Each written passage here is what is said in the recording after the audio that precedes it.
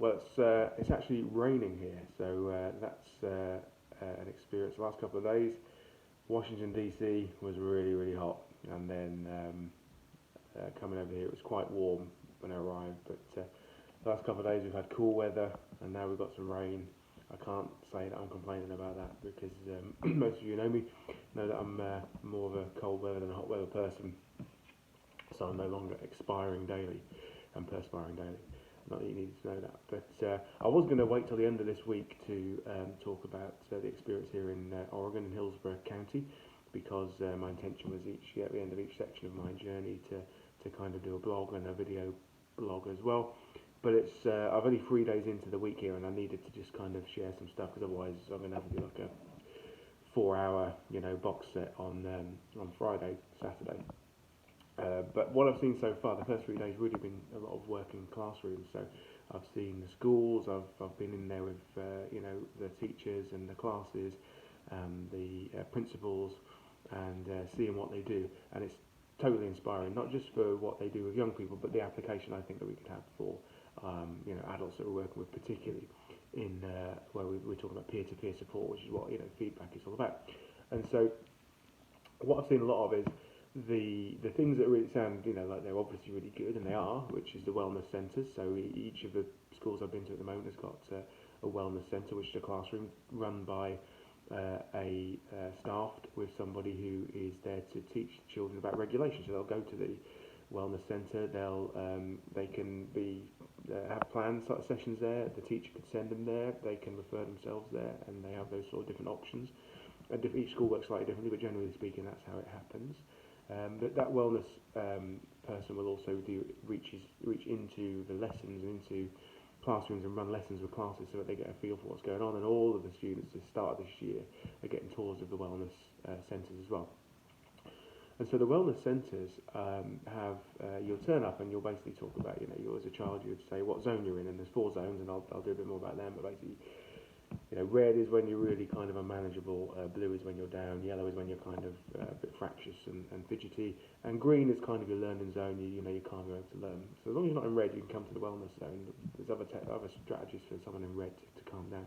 It's all about emotional regulation. So you go in there, and there's options for things that have got movement, there's options for things that are quiet and calm, there's options for things that kind of activate your brain, dampen down your kind of brain and make you calm, all sorts of ideas. So you go in there and you're regulating yourself, back in towards the green zone. Not only you just left your own devices, you've got a choice of activities that you take part in, but at the end of it you'll also have some time with the teacher to talk about your emotional regulation, what's going on for you, thinking about techniques that can be used, breathing techniques. They do a lot of yoga, so a lot of the kids have got yoga, and there's a video I shared, or a YouTube channel I shared earlier, which was one of the wellness centre people had created, videos of the yoga instruction that she did, so that some of the pupils were carrying on doing that yoga through the summer break. So all those kind of things, and just those emotional regulation, and teaching them to talk about their feelings and then to regulate themselves over time, to not need the wellness centre, because they'll learn techniques, but they obviously love a wellness centre as well, because it's pretty cool. Also in the classrooms, they have these quiet corners where the teacher can ask them, or they can go to kind of do their work in quiet. So normally it's a kind of secluded area. It just allows them to take part in the lesson and just, again, use some of the techniques that they've learned. There'll also be some things in there that they can use to regulate themselves and take part and get back into the lesson. So that as well is a really great strategy. They also, in the schools here, in lots of the schools, they have got what they call PACS, which is Latin for peace, and it's a strategy that's used in lots of schools in America, but it's a learning and behavioural strategy, how to kind of use students to get working together, as well as with the teacher, to make the classroom an environment where learning can take place, which is obviously the goal for a teacher. I really like this. Yes, I mean, I'm not a teacher, so I can't tell you whether it's a really great way of teaching. It looks like it on the surface. I really love the idea that they've got, which they do tootles. It's the opposite of a tattle. So obviously we're used to telling tales on each other, but instead of telling tales in terms of like going to teacher and telling tales on someone, you actually tell a positive. So you might say, well, the teacher might do it, or the student might do it for another student. So the idea is, I might have noticed that that person was really calm and quiet during the lesson, so I'm going to tootle them. And they write out a little note and they get a tootle. I think it's a brilliant idea because I think there's so much focus on what we don't do right and not enough on what we do right. And I think not just in classrooms, but I think organisations should think about something like that, just a peer-to-peer way of sharing what you think someone's done really well. So I really like that. And what I really love about PACS is they have a morning meeting, which I got to observe today, which is really super. It's a chance for the whole class comes together. They talk about what's going on for themselves. They do talk a bit about kind of feelings and things and emotions and regulation.